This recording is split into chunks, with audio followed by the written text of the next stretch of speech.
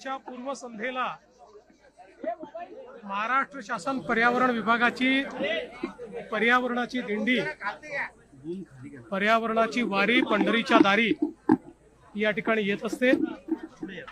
महाराष्ट्रामध्ये पर्यावरणाचं जागरण करण्याचं काम या वारीच्या माध्यमातून होतं। आपल्या पारंपरिक संस्कृतीच्या माध्यमातून कीर्तन असेल, भारूड असेल, गोंधळ असेल, पोवाडा असेल, अशा विविध सांस्कृतिक माध्यमातून आपल्या परंपरेमध्ये पर्यावरणाला दिलेले जे महत्त्व आहे आणि विशेषतः भागवत धर्मामध्ये ज्ञानेश्वर माऊलींपासून जगद्गुरू तुकाराम महाराजांपर्यंत सर्व संतांनी ज्या प्रकारे पर्यावरणाचा संदेश दिला आहे तो पोचवण्याचा प्रयत्न या माध्यमातून आपण करत असतो। आणि मला अतिशय आनंद आहे की दरवर्षी या वारीला अधिक चांगला प्रतिसाद मिळत असतो। तर ज्या पद्धतीची गर्दी वाढत चाललेली आहे, म्हणजे गेल्या वर्षीपासून ही संख्या जी वाढत चाललेली आहे, तुम्ही 4000 कोटीचा आराखडा केलाय, पण आता दर्शन व्यवस्थेसाठी वेगळं काहीतरी करावं लागणार आहे। मला असं वाटतं की हे आपल्या सगळ्यांकरता आनंदाची गोष्ट आहे की ज्या प्रकारे वेगवेगळ्या व्यवस्था आपण सुरू केल्या आणि विशेषतः पालकमंत्री जयकुमार गोरे यांचं मी अभिनंदन करेन। जर्मन हँगर असेल, चरणसेवा असेल, बाकी सगळ्या स्वच्छता म्हणजे ज्याला आपण निर्मल वारी म्हणतो, 5000 टॉयलेट्स वारीसोबत जात आहेत, 1000 स्वच्छता दूत हे वारीसोबत चालत आहेत। त्यामुळे कुठेही घाण नाही, कुठेही अस्वच्छता नाही। वारीमध्ये विचारांची निर्मलता तर आहेच, पण वारी तिथनं गेल्यानंतर परिसराची निर्मलता देखील अतिशय उत्तम पद्धतीने ठेवण्यात आलेली आहे।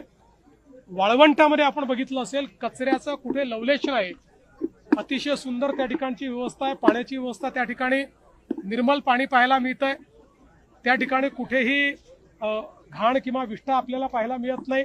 नवीन घाटाची व्यवस्था देखील झालेली आहे, या खूप व्यवस्था झाल्या आहेत। आणि ही गर्दी किंवा वारकऱ्यांची संख्या, भाविकांची संख्या ही वाढतच राहणार असल्यामुळेच हा आराखडा करायचा आहे। आणि मला विश्वास आहे की पुढच्या वर्षी आपल्याला अजून मोठा बदल याच्यामध्ये पाहायला मिळेल आणि लवकरच हा कॉरिडॉर झाल्यानंतर 40 लाख 50 लाख वारकरी देखील हँडल करण्याची कॅपॅसिटी, ती क्षमता ही आपली तयार होईल।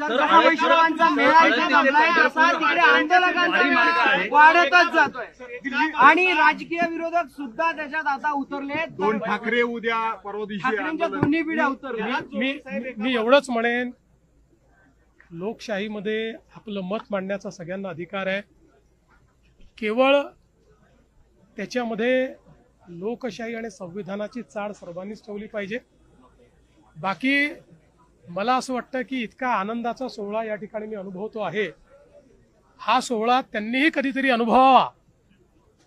आणि विशेषतः जी मंडळी त्या ठिकाणी त्या आंदोलनाचा गैरफायदा घेत आहे, मी सगळ्यांबद्दल बोलत नाही, काही मंडळी दिसते की त्या ठिकाणी हिंसा करणे, वेगवेगळ्या गोष्टी करणे। माझी ईश्वराला प्रार्थना आहे की एकदा त्यांनाही वारीत या ठिकाणी येण्याची संधी मिळावी, म्हणजे त्यांचंही विचाराचं प्रदूषण संपेल।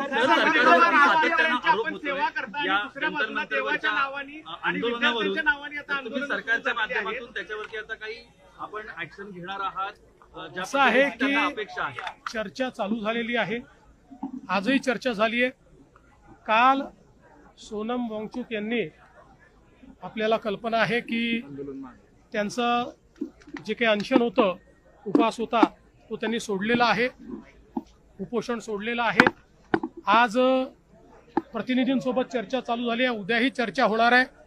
चर्चेतनं मार्ग निघत असतो आणि विशेषतः देशाच्या प्रधानमंत्र्यांनी एक पाऊल पुढे टाकून या ठिकाणी पेपर फुटीच्या आणि पेपर लीकच्या विरोधात अतिशय कडक कायदा, त्यासोबत special courts, fast track courts आणि अपराध्यांना त्या ठिकाणी जरब बसवण्याकरता तात्काळ शिक्षा, हे जे काही विधेयक आणलेलं आहे, मला निश्चित विश्वास आहे की देशामध्ये आमची जी तरुणाई आहे त्या तरुणाईला याच्यामुळे समाधान होईल। राष्ट्रीय स्तरावर जसं आंदोलकांशी बोलण्याचा प्रयत्न होत आहे, तसं राज्य स्तरावर आंदोलकांशी बोलण्याचा काही प्रयत्न सुरू आहे। आम्ही नेहमीच बोलत असतो, राज्यात कुठलेही आंदोलन असलं तरी आम्ही बोलत असतो।